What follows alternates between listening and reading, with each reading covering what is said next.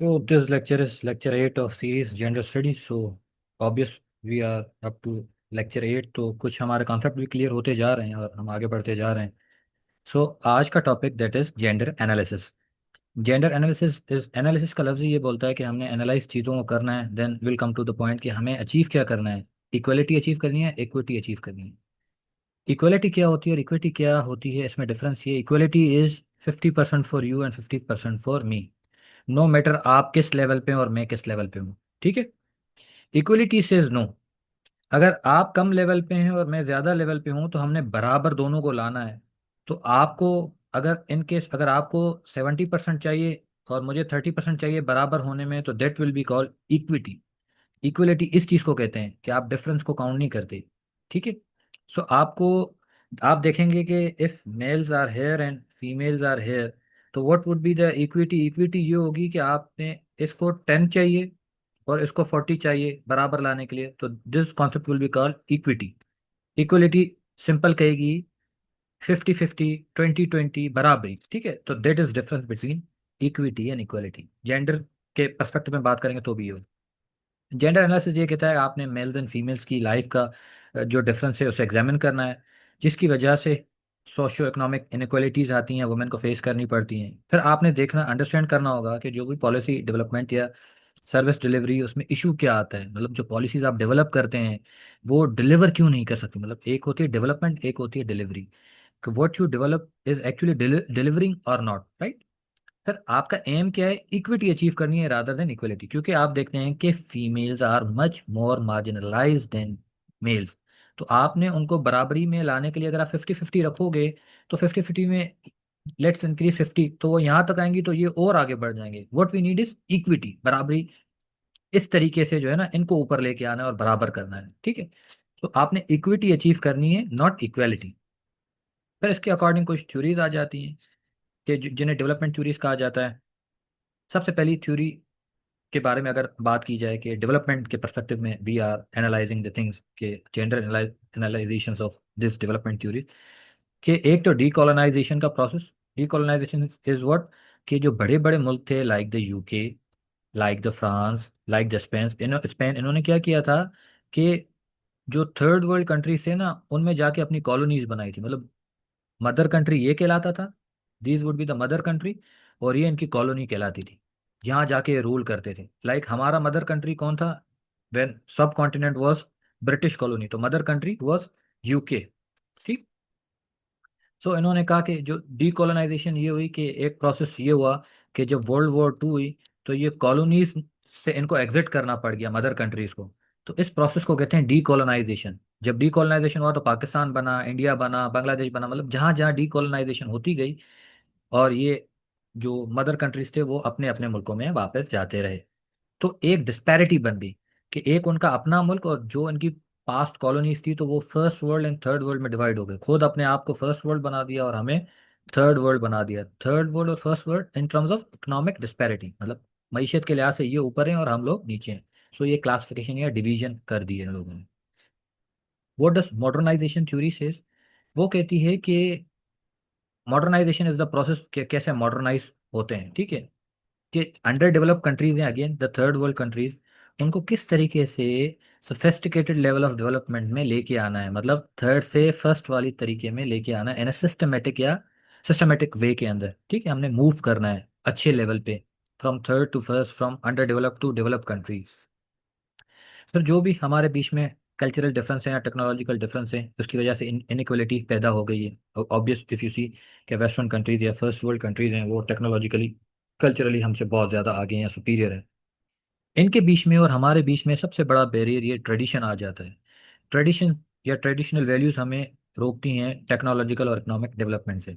हम हर जगह कहते हैं नहीं, हमारे रस्म व रिवाज या तौर तरीके इजाज़त नहीं देते. तो what, tradition become the biggest barrier to modernisation. इस वजह से डेवलपमेंट नहीं होती. अब हमने क्या करना है कि हम देखते हैं कि जो नए कल्चरल पैटर्न्स आ रहे हैं वो Aahista Aahista industrial revolution societies के अंदर लेके आ रहे हैं कि by virtue of industrialisation development हो रही है. अगर कहेंगे इंडस्ट्रियलाइजेशन कैसे कर रही है, कि देर आर रूरल सोसाइटीज़ अब जब आप रूरल सोसाइटीज़ में देखेंगे वहाँ पे मेजर सोर्स ऑफ अर्निंग क्या होती है, एग्रीकल्चर होती है, ठीक है। लेकिन जैसे जैसे आप इंडस्ट्रीज़ की तरफ जाते हैं तो लोग रूरल से अर्बन की तरफ आना शुरू होते हैं। ऑब्वियस जब अर्बन स्टैंडर्ड ऑफ लाइफ और अर्बन वे ऑफ लाइफ में आते हैं और इंडस्ट्रियलाइजेशन के आते हैं तो व्हाट वी से कि एक नया कल्चरल पैटर्न शिफ्ट हो रहा है। ऑब्वियस रूरल एरियाज़ के अंदर ट्रेडिशंस या ट्रेडिशनल वैल्यूज़ कुछ ज़्यादा हाई होती हैं, फिर जैसे जैसे आप शहर में आते हैं थोड़े थोड़े मॉडर्न होते जाते हैं। So tradition and then modernisation, rural to urban, agriculture to industry, ठीक है। So this is the process how modernisation is done. आपको खुद भी पता होगा कि how village life and how city life is. ये रोस्टोव साहब थे, इन्होंने स्टेजेस ऑफ मॉडर्नाइजेशन बताया कि किन किन स्टेज से गुजरता हुआ जो सिस्टमेटिक वे है वो किस तरीके से होता है। कि सबसे पहला स्टेज होता है जिसे हम ट्रेडिशनल स्टेज कहते हैं, ठीक है। Let's suppose if this is, so ये स्टेज वन, ये स्टेज टू, ये stage three, this is the stage four. वो कहता है कि जो आपकी पहला स्टेज होता है ट्रेडिशनल, इसमें आपकी स्पिरिचुअली रिच लाइफ होती है, इंडिविजुअल फ्रीडम होता है, जिस लिटिल इंडिविजुअल फ्रीडम होता है। कि जैसे गांव की लाइफ होती है, एक फैमिली ओरिएंटेड लाइफ होती है, ऑब्वियस जॉइंट फैमिलीज होती हैं, रिलीजन की तरफ आप ज़्यादा अटैच होते हैं, ट्रेडिशन की ज़्यादा अटैच होते हैं। यहाँ पे साइंस एंड टेक्नोलॉजी कम होती है, ठीक है। मतलब यहाँ से अब डेवलपमेंट ग्रेजुअली शुरू हो रही है। फिर ऑब्वियस जैसे जैसे लैंड डिस्कवरीज हुई तो ये एक्सपेंड करते गए कि सिर्फ गांव तक की ज़िंदगी नहीं है, इससे बढ़ के भी कुछ है। तो ऑब्वियस जब आप बढ़ेंगे, इंक्रीज करेंगे, तो आपका ट्रेड भी बढ़ेगा, जब ट्रेड बढ़ेगा बाकी सोसाइटीज़ देखेंगे तो आपस में कंपटीशन भी बढ़ेगा, ठीक है। तो ऐसे मुल्कों की मिसाल अगर ली जाए, Bangladesh, Nigeria and Somalia. Bangladesh obvious इस सब लिस्ट से आउट है, वो अब इकोनॉमी इन ट्रांजिशन है, वो आगे बढ़ता जा रहा है, even in the take off stage आ गया है। और इसे सराहा जा रहा है कि Bangladesh is now developing economy, आगे बढ़ती जा रही है। तो ट्रेडिशनल स्टेज की बात करें तो हम अफ्रीकन कंट्रीज की बात करते हैं जो इन स्टेजेस के अंदर पाए जाते हैं। देन आता है टेक ऑफ स्टेज, कि अब आप लोग फ्लाइट ले रहे हैं, ग्रेजुअली आगे बढ़ रहे हैं। फिर आप अपने टैलेंट्स को एक्सप्लोर करते हैं, इमेजिन करते हैं, तो इसकी वजह से आपकी इकोनॉमिक ग्रोथ भी बूम करनी जाती है। अब पहले इंडिविजुअल फ्रीडम कम था, अब क्या इंडिविजुअल फ्रीडम भी आप देखते हैं कि बढ़ता जा रहा है, कि लोग रिस्क लेना शुरू करते हैं जब मार्केट के अंदर आते हैं। जब ऑब्वियस मार्केट के अंदर आएंगे आप देखेंगे अपॉर्चुनिटी भी ज़्यादा है, तो आपके अंदर एक मटीरियलिज्म, माल का, माल की डिज़ायर, चाह बढ़ती जाएगी। तो आप इसी मटीरियलिज्म की वजह से further greed and further competition, further greed और फर्दर रिस्क लेते जाएंगे, ठीक है। तो ऐसे कंट्रीज में थाईलैंड जैसे कंट्रीज की मिसाल आ जाती है। Then comes drive to technological maturity, that is the third phase Rostow has given. अब यहाँ तक आ गए ऑब्वियस, अब इंक्लिनेशन बढ़ता जा रहा है। तो ग्रोथ भी एक वाइडली एक्सेप्टेड आइडिया है कि जब लोग देखते हैं कि हाँ जी सोसाइटी के अंदर ग्रोथ हो रही है तो हर कोई उसमें पार्टिसिपेट करता है। हर कोई चाहता है कि लिविंग स्टैंडर्ड्स हाई होने चाहिए सोसाइटीज़ के अंदर। नाउ वी आर ट्रांजिशनिंग ना, थर्ड स्टेज में आ गए हैं कि हम कैसे रूरल से बढ़ते बढ़ते ड्राइव टू टेक्नोलॉजिकल मेच्योरिटी में, अब टेक्नोलॉजिकल एक्सेप्टेंस भी आ जाती है सोसाइटी के अंदर। जैसे जैसे ये चीज़ आती है तो लोग क्या करते हैं, एंजॉय करते हैं इंडिविजुअल टेक्नोलॉजी का। सबने मोबाइल पकड़ा हुआ है, टैबलेट पकड़ा हुआ है, लैपटॉप पकड़ा हुआ है, इंटरनेट का एक्सेस है।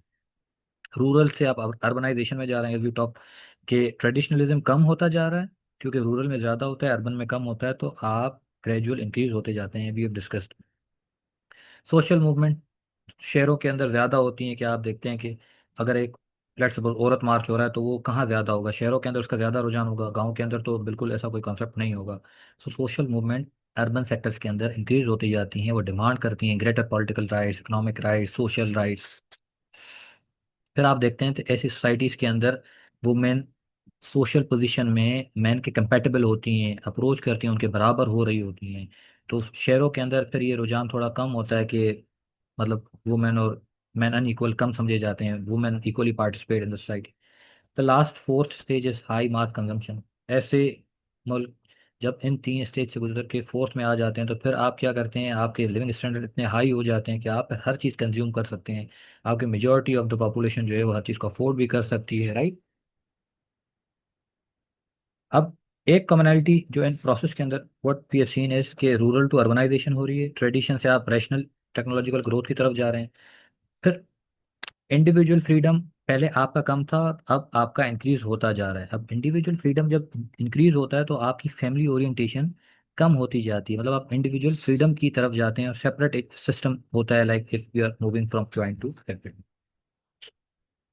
Second theory dependency theory. Dependency theory again यही कहती है कि कंट्री की आपस में डिपेंडेंस है।